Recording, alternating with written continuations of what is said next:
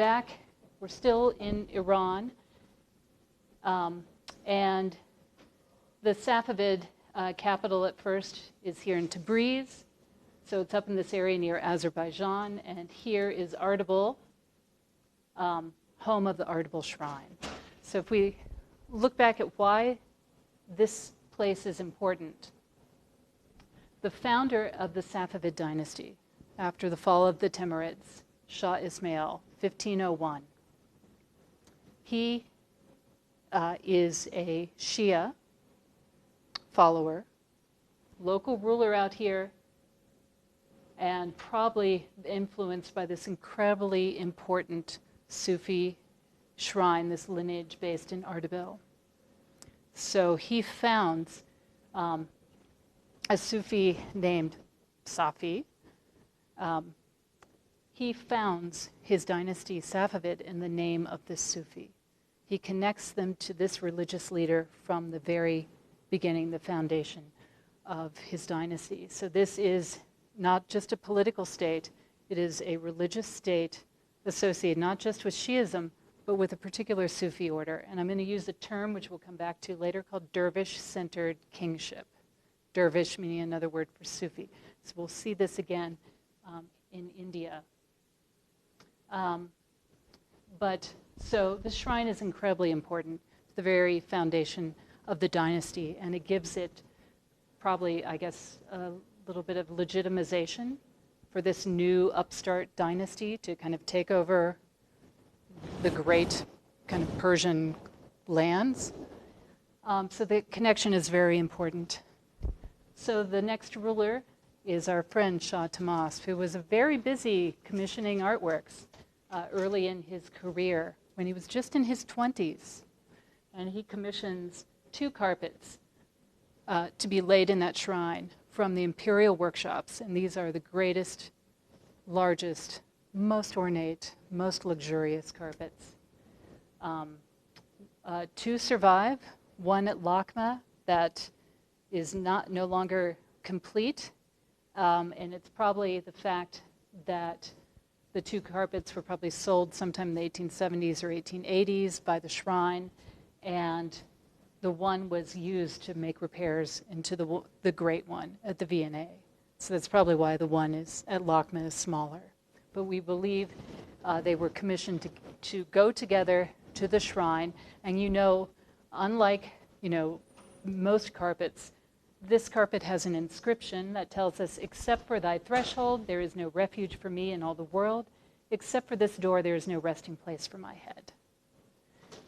The work is the slave of the portal, Masgad Kashani, which means Masgud of Kashan, this great city and a center for royal textile production in the Safavid Empire.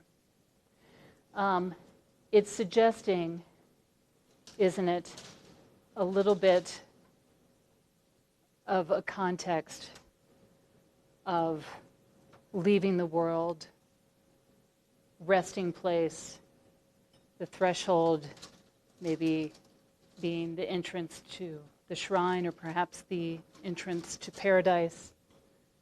It's this beautiful floral carpet with verdant flowers on a big blue field, and that sunburst medallion in the center.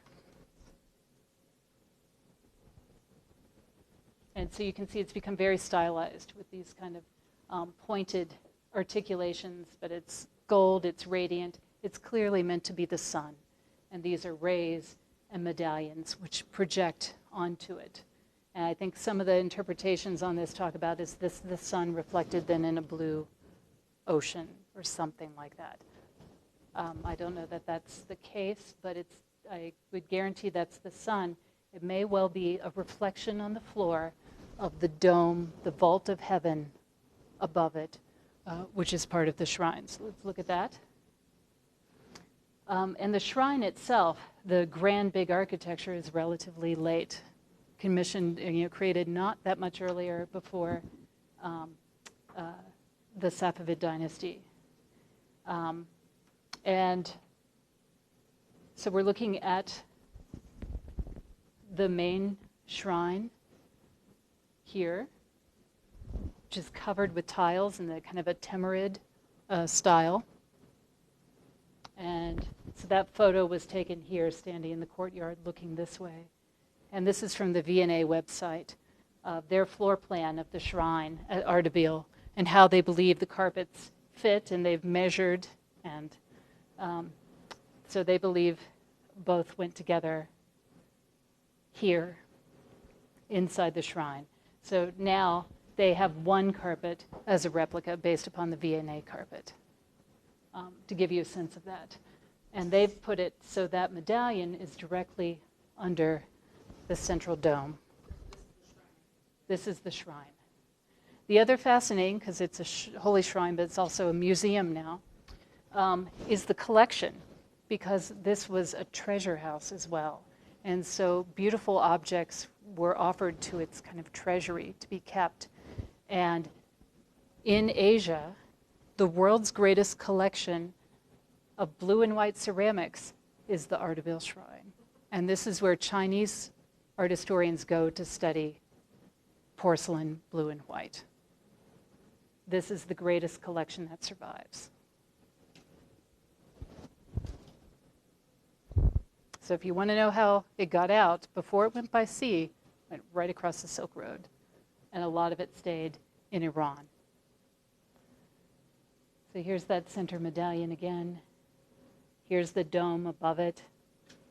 Stucco vaulting with a sun round medallion in the center.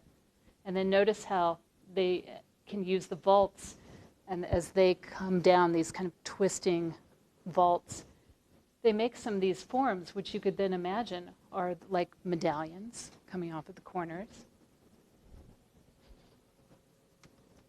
And this becomes standard in Safavid architecture and decoration. This is the vault of Sheikh Luft, gold, and then gold and blue coming down. This is a Shamsa. This is an opening dedication page in the Persian style for a Mughal album for Shah Jahan. And that's based upon the Safavid Shamsa, the starburst, with medallions that come out of it.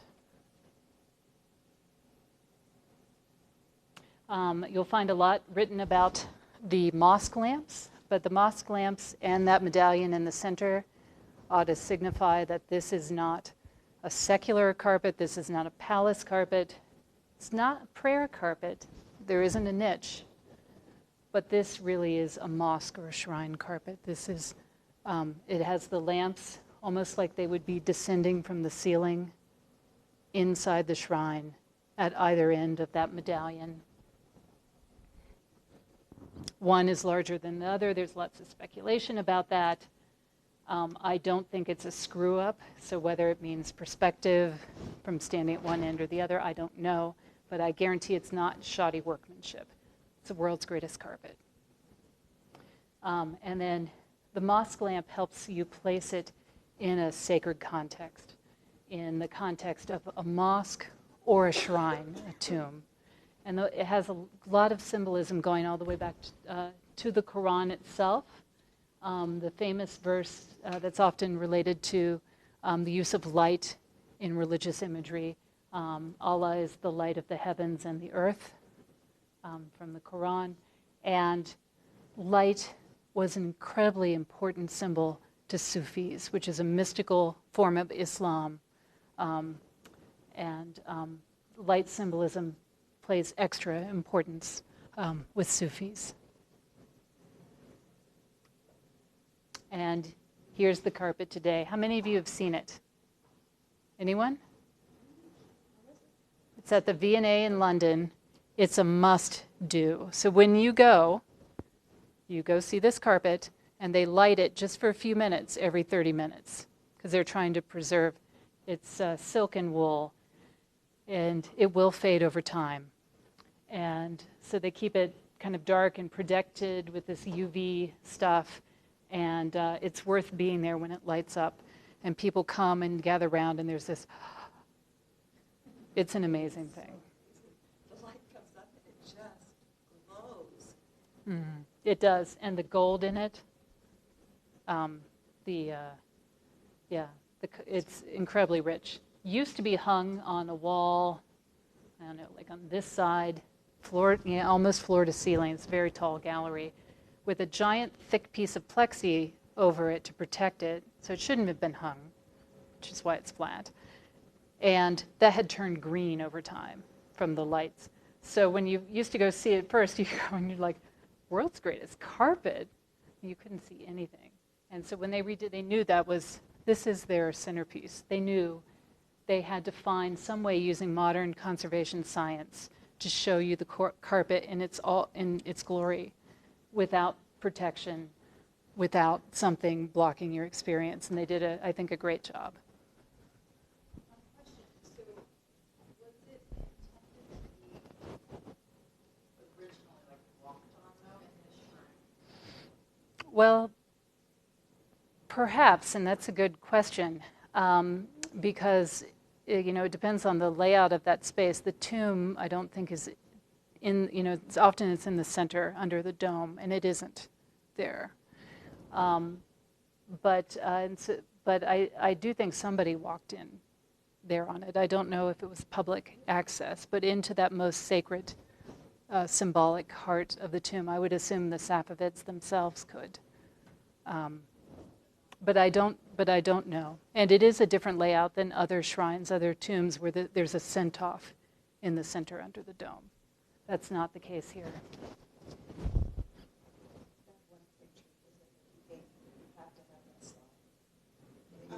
I mean, you look at this, and you just go, oh, nice road. I mean, it's so small, you just don't get it. No, it's Just some sort of scale, like yeah. a little pen or something like Yeah, I think you could lay 3 or 4 people, 5, 6 people, just in the short width. I mean, it's huge. That alone, is great. So, World's Greatest Carpet, Imperial Commission links the Safavids to their kind of spiritual founder. It's signed, if not by the actual artisan or designer, by the head of the carpet textile division of the government, the one who was really responsible for managing it. And that the decoration connects both to religious symbolism and the medallion and scrolling flowers to greater Persian art and the symbol of the sunburst. And this was the hard thing, what to compare it to, because you don't have any other carpets. You've got nothing else like it. So I was really fighting. And I thought the cross page was interesting. I thought the ceiling of Selim II then I thought, what about that contemporary textile? More of a contrast, but there's something maybe interesting about the use of gold, the use of materials. What about just to the manuscripts we just looked at? Manuscripts, yeah, manuscripts definitely.